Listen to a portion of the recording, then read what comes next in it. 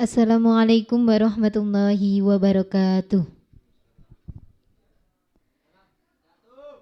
Di kesempatan siang hari ini, kita akan belajar tokoh Ki Hajar Dewantara bersama Mbak Novelia Alena Rovani, salah satu mahasiswa Institut Pondok Pesantren Sunan Derajat, Prodi Komunikasi dan Penyiaran Islam semester 5. Nah, di mana Ki Hajar Dewantara ini adalah salah satu tokoh pendidikan di Indonesia dan beliau juga salah satu tokoh yang mencetus filosof Tutwuri Handayani, di mana filosof tersebut masih dipakai oleh Menteri Pendidikan dan Kebudayaan Indonesia.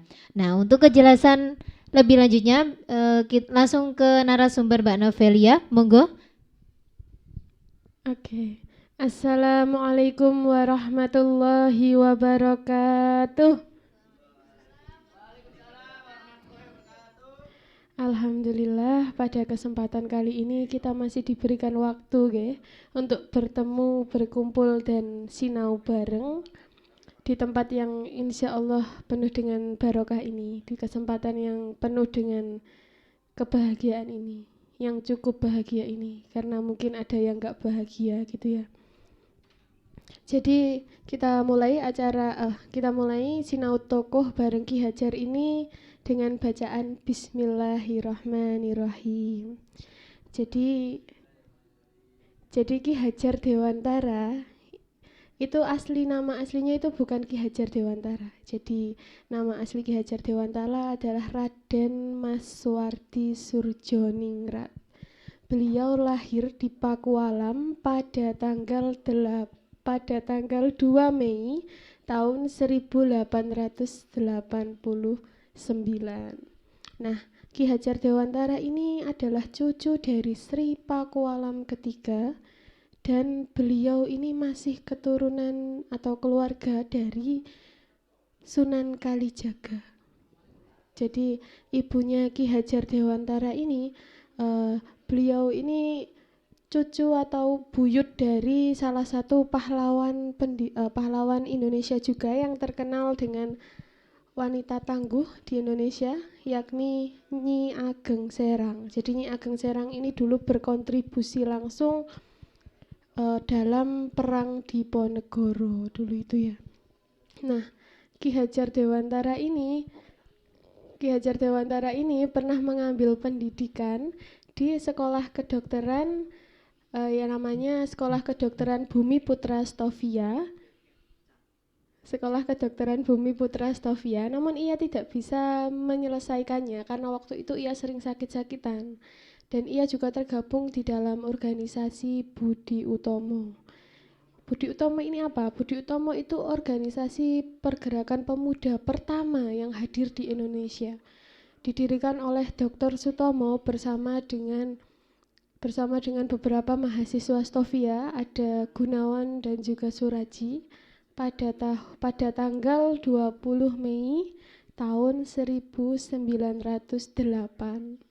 Nah, gini teman-teman ceritanya. Ki Hajar Dewantara ini pernah diasingkan oleh Belanda ke Belanda. Jadi ceritanya itu, waktu itu Belanda itu ingin membuat perayaan 100 tahun kemerdekaannya Belanda dari Perancis. Namun cara merayakannya ini pihak Belanda menarik upeti. Kalau sekarang itu menarik pajak ke masyarakat Indonesia. Dulu namanya itu masyarakat Bumi Putra.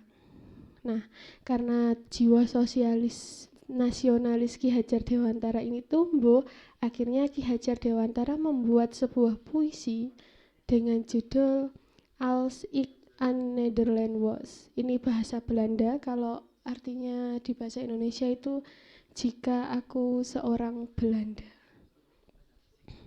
Nah, setelah tulisan ini jadi, akhirnya tulisan ini dibantu didistribusikan bersama temannya, ada Cipto Mangunkusumo bersama dengan Abdul Muiz, didistribusikan dan akhirnya dimuat di beberapa surat kabar di Indonesia. Kan setelah itu Belanda kan pastinya marah ya, murup gitu. Akhirnya Belanda ini menarik atau menyita semua tulisan Ki Hajar Dewantara ini dan kemudian dihanguskan Setelah itu Ki Hajar Dewantara bersama teman-temannya Cipto dan juga Abdul Muiz dipenjara, teman-teman. Dipenjara. Nah, untungnya ada temannya Ki Hajar Dewantara juga, namanya adalah Douwes Dekker. Jadi Douwes Dekker ini membuat sebuah artikel yang berisi tentang Suwardi, Cipto, dan Abdul Muiz di penjara. Akhirnya mereka dibebaskan oleh pihak Belanda dengan syarat gitu. Mereka diasingkan. Kalau Ki Hajar Dewantara atau Suwardi Surjoningrat ini diasingkan ke Bangka, terus Cipto Mangunkusumo diasingkan ke Banda, dan juga Douwes Dekker diasingkan ke Kupang, teman-teman. Nah, akhirnya mereka bertiga berembuk dan mengajukan bahwa mereka bertiga ingin diasingkan ke Belanda saja. Setelah disetujui oleh pihak Belanda, mereka resmi diberangkatkan ke Belanda karena memang Ki Hajar Dewantara ini adalah salah satu tokoh yang sangat intelektual dan sangat cerdas ya teman-teman. Jadi beliau ini bisa mengambil kesempatan dalam kesempitan. Di Belanda, beliau mendirikan yang namanya Indosche Persbureau. Wah, Indosche Persbureau ini apa? Indosche Persbureau ini adalah kantor pers pertama yang didirikan oleh Bumi Putra, yang didirikan oleh anak bangsa.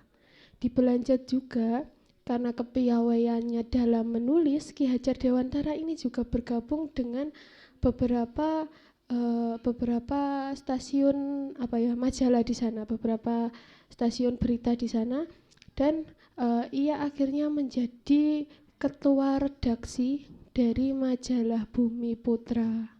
Wow, jadi dia diasingkan tapi dia masih bisa berprestasi. Jadi di Belanda juga ia itu mengambil studi jurnalistik. Nah, ia juga mengambil yang namanya studi guru Europe, namanya Europe Teacher kalau nggak salah. Di situ akhirnya Ki Hajar Dewantara, tepatnya pada tahun 1919, beliau resmi kembali ke Indonesia.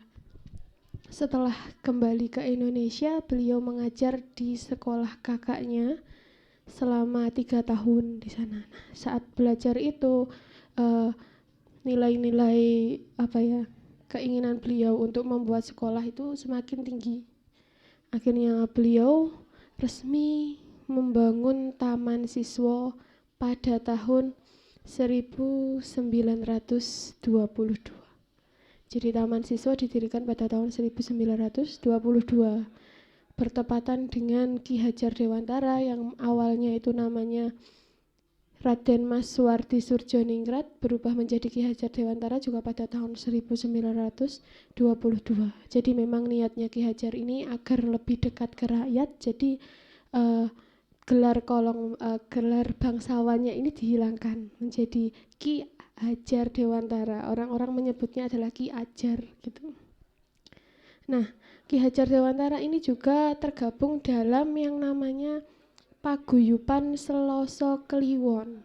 Jadi Paguyuban Seloso Kliwon ini diisi oleh beberapa anggota dari Budi Utomo juga dan beberapa anggota dari mahasiswa aktivis juga, beberapa anggota dari aktivis-aktivis juga.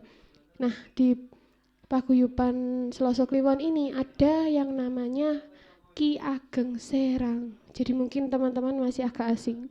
Jadi kalau Ki Hajar Dewantara ini terkenal dengan pendidikan anak usia dini, nah Ki Ageng Serang ini yang bertugas untuk pendidikan orang dewasanya.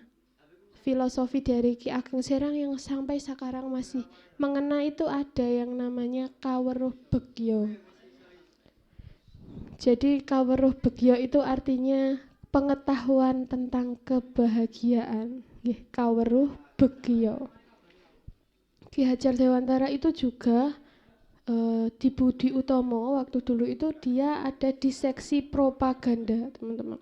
Jadi seksi propaganda itu bertugas untuk menyadarkan masyarakat tentang nilai-nilai nasionalis.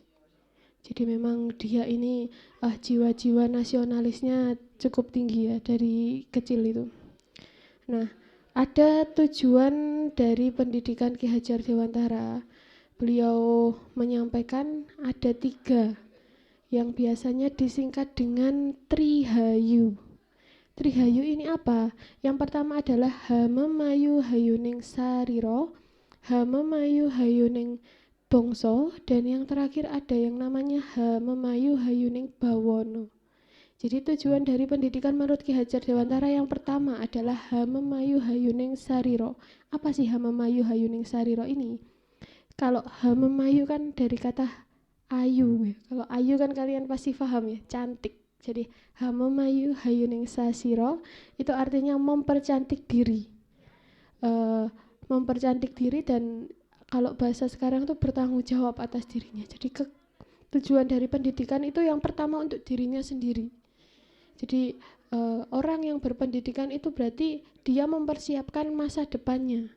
Oke. Jadi kalau kalian sekarang sudah bisa menempuh, sekarang kan di perguruan tinggi ya, kalian harus benar-benar bersyukur karena waktu dulu itu untuk merasakan indahnya pendidikan, untuk merasakan enaknya bangku sekolah itu enggak semua orang bisa merasakannya. Hanya beberapa golongan dari priayi atau priayi itu keturunan bangsawan dan juga orang Belanda sendiri. Jadi nggak semua orang bisa merasakan indahnya masa-masa sekolah. Jadi kalian sekarang yang ada di sini, ayo bareng-bareng kita niat untuk benar-benar belajar gitu ya, agar orang tua kalian itu nantinya nggak sia-sia oleh kerja keras ini ya, Rek ya. Nah, yang kedua, tujuan pendidikan menurut Ki Hajar itu ada yang namanya Hamemayu Hayuning Bongso. Jadi yang pertama tadi untuk dirinya sendiri, yang kedua untuk bangsa, untuk negara. Oke.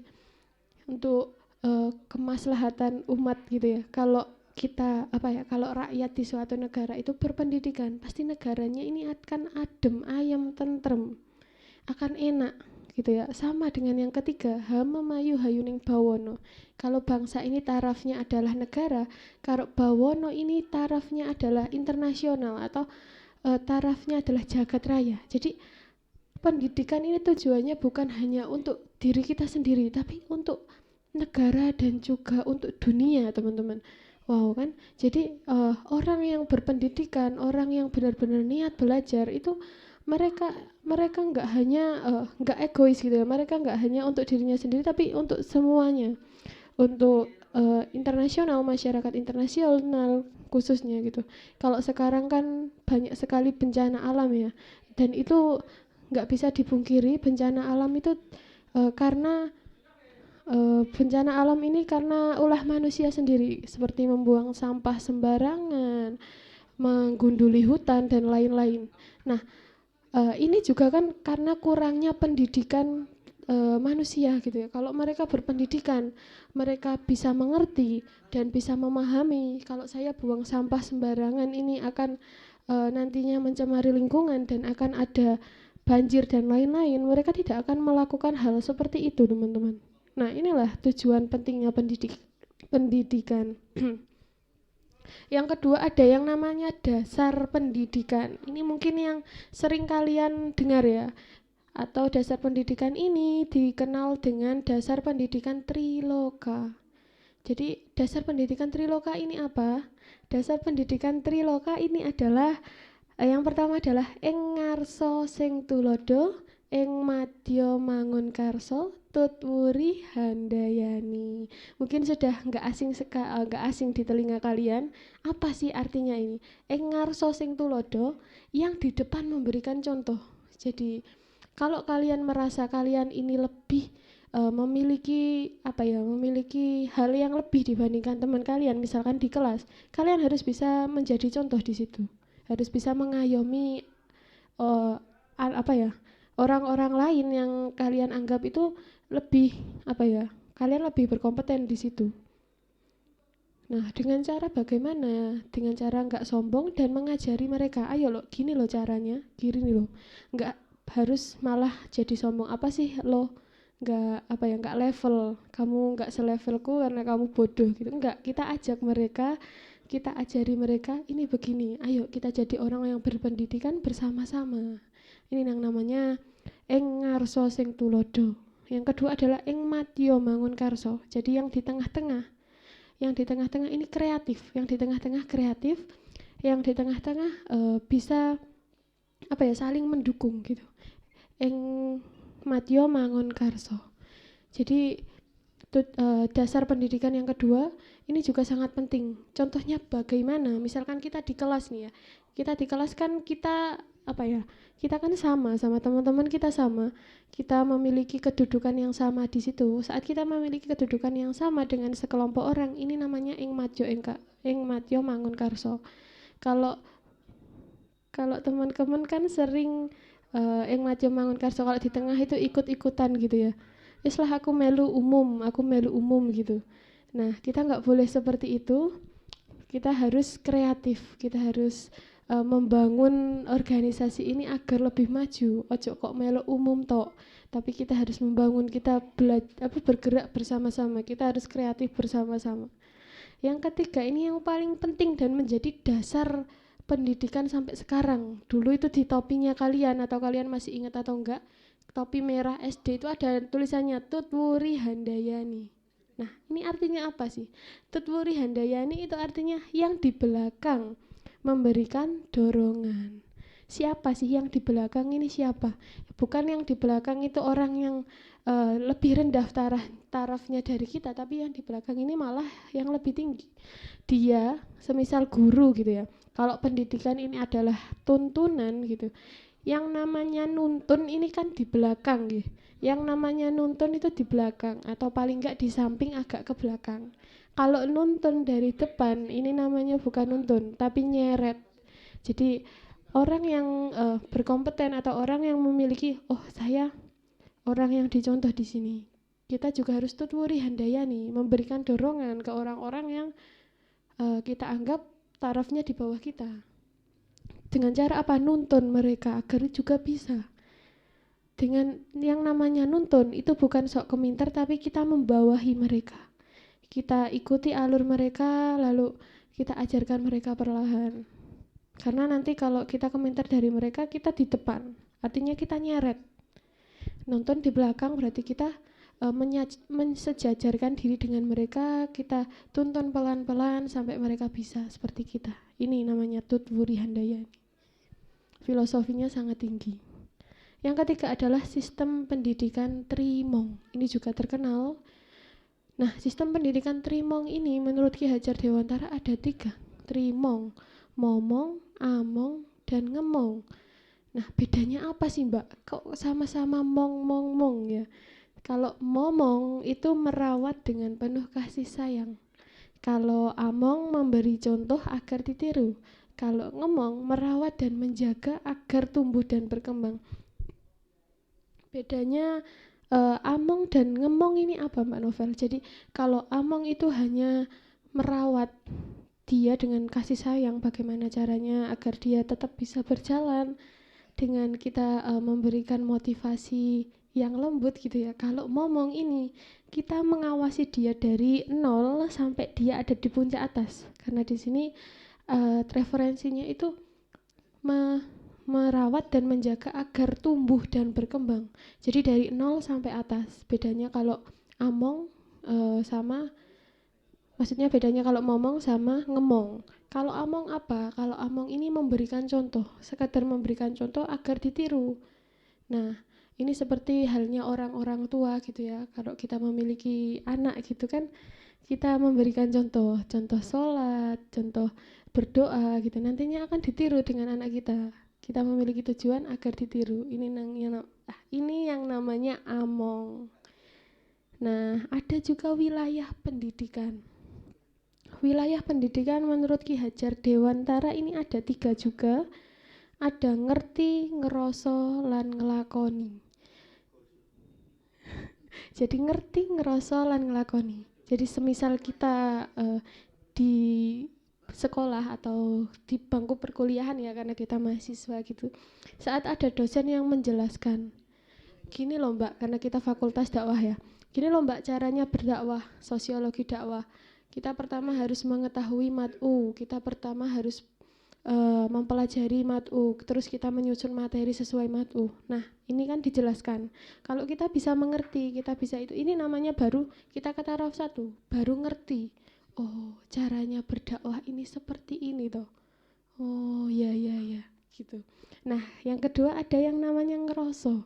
Nah ngeroso ini yang juga sangat penting. Saat setelah kita diajari atau seperti itu dengan guru-guru kita timbul yang namanya ngeroso. Oh berarti aku ini sebagai mahasiswa fakultas dakwah ini memiliki kewajiban nantinya untuk berdakwah di tengah masyarakat sesuai dengan passionku.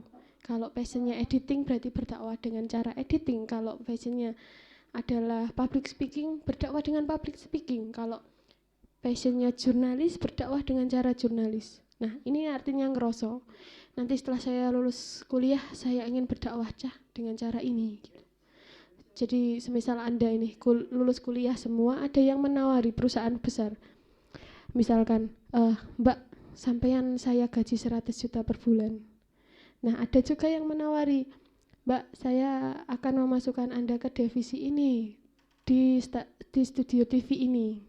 Kalian harus bisa memilih di situ. Apakah kalian mengikuti kewajiban kalian berdakwah, atau kalian mengikuti kuantitas kebutuhan kalian, atau memilih gaji yang tinggi gitu ya. Ini yang namanya ngeroso. Yang ketiga yang paling tinggi, ngelakoni. Jadi setelah ngeroso kita ngelakoni. Kita visualisasikan dalam hidup kita. Nggak hanya mau ngeroso tok. Misalkan ada orang yang nggak punya gitu ya teman-teman. Atau orang yang kakek-kakek lusuh di depan Indomaret. Kita kan ngerti tuh. Melihat itu sama dengan ngerti. Oh kakek iku koyo lesu rek. Itu ngerti. Ngeroso aku pengen numbas nomaam. Nah ngelakoninya apa? Memberikan makan gitu. Jadi taraf yang paling tinggi itu yang ketiga, ngelakoni. Ini harus benar-benar divisualisasikan dalam pendidikan kita. Ada juga yang agak mirip, itu yang kelima, ada metode pembelajaran. Kalau kita itu kan sekarang itu pakai K13 ya Mbak ya, masih K13 ya, kurikulum 2013. Nah ini maksudnya metode pembelajaran. Di sini ada nonton, niteni, dan niroke. Jadi kalau kita mendengarkan dosen kita itu baru nonton. Kalau kita nulis, menghafalkan, dan juga mengetahui itu niteni. Kalau seperti sampean sedoyo ini kan melihat saya, ini namanya nonton. Setelah Anda mendengarkan materi saya, menulis, mencermati, oh Ki Hajar Dewantara itu filosofinya seperti ini namanya niteni. Yang ketiga niroke. Nah ini yang penting juga, sama, agak mirip dengan wilayah pendidikan, sama dengan ngelakoni. Niroke ini yang sangat penting. Seperti kita fakultas dakwah, gimana caranya kita nanti bisa bermanfaat bagi masyarakat sesuai dengan fakultas kita, fakultas dakwah. Nah, yang ke-6 ya tadi. Yang ke-6 ada metode pembelajaran. Ini juga sangat penting ya. Kalian semua ini kan calon orang tua. Ada yang nggak pengen nikah ini? Nggak ada. Oh, ada. Masya Allah. Oh belum waktunya. Alhamdulillah berarti Anda semua ini ngeroso. Tahu bahwa Anda ini belum waktunya. Masih menjadi mahasiswa gitu ya. Masih belum bekerja. Berarti bisa mengkontrol nafsu daripada kewajiban. Ini juga sangat penting loh. Di metode pembelajaran ini bisa didengarkan ya untuk teman-teman ini kan calon apalagi yang cowok-cowok ini ya, calon pemimpin keluarga. Yang pertama adalah contoh dan pembiasaan. Cara mengajari anak ini pertama adalah memberikan contoh dan membiasakan. Jadi anak 1 sampai dengan 7 tahun ini efektifnya itu mempelajarinya diberikan contoh, Mbak. Misalkan orang tuanya pergi sholat ke masjid, dengan tidak langsung anaknya itu pasti ikut. Abah ikut sholat, ikut gitu kan. Ini 1 sampai 7 tahun itu masih efektif dengan contoh dan pembiasaan. Kita naik ke level kedua, 7 sampai 14 tahun. Nah, 14 tahun ini kan anak-anak di masa di masa transisinya. Jadi mereka bandel-bandelnya itu di umur 14 tahun biasanya.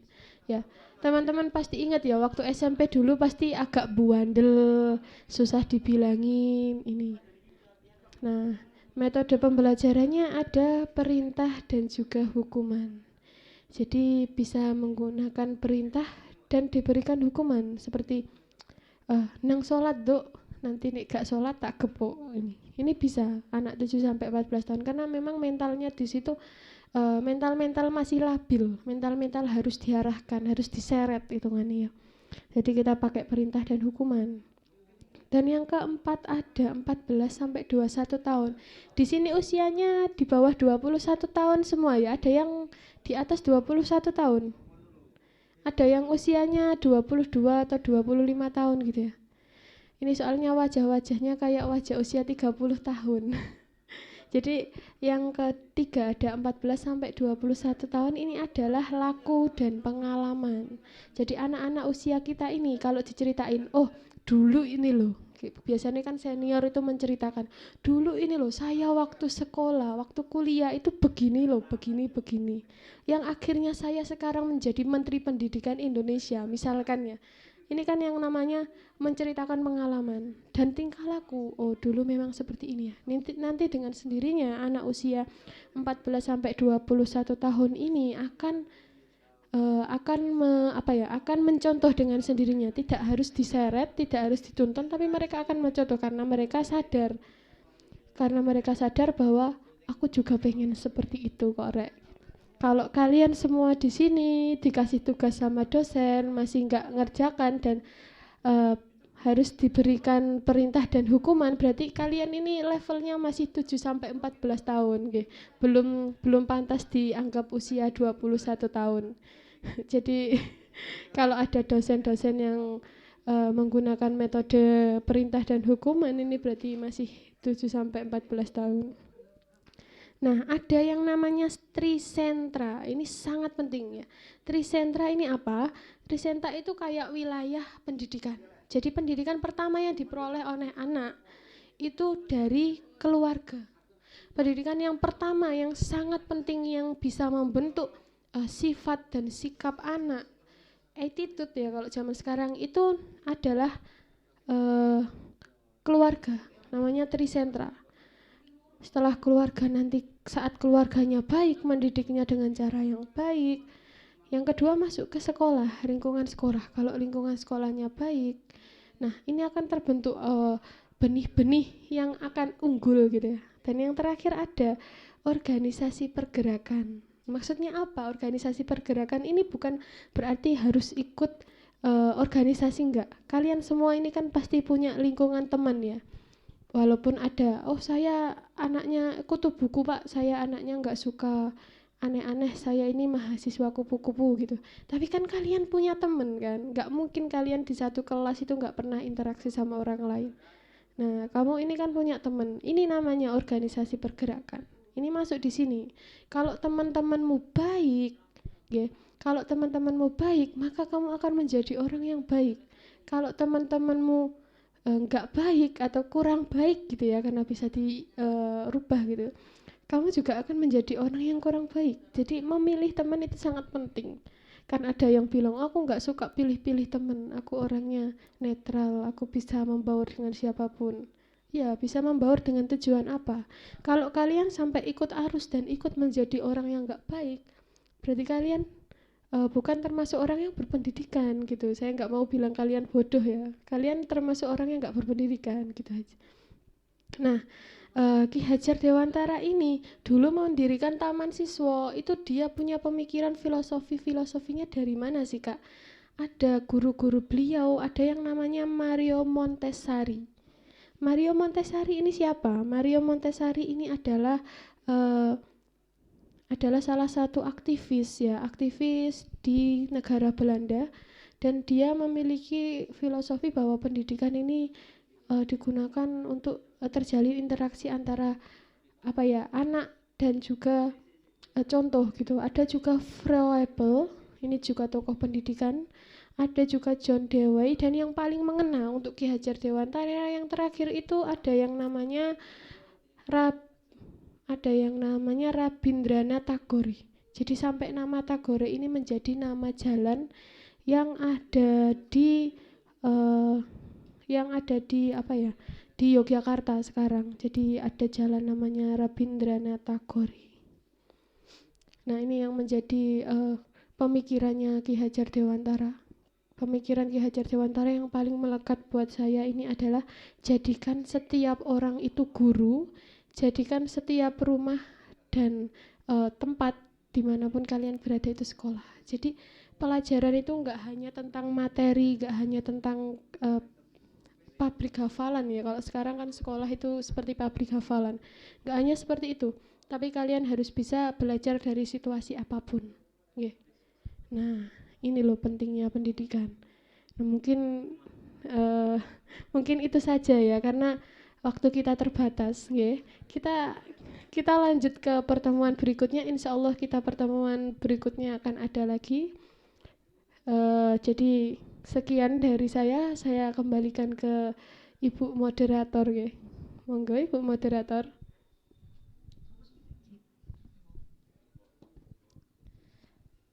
Ya, itu penjelasan dari Mbak Novelia Alina Rufani.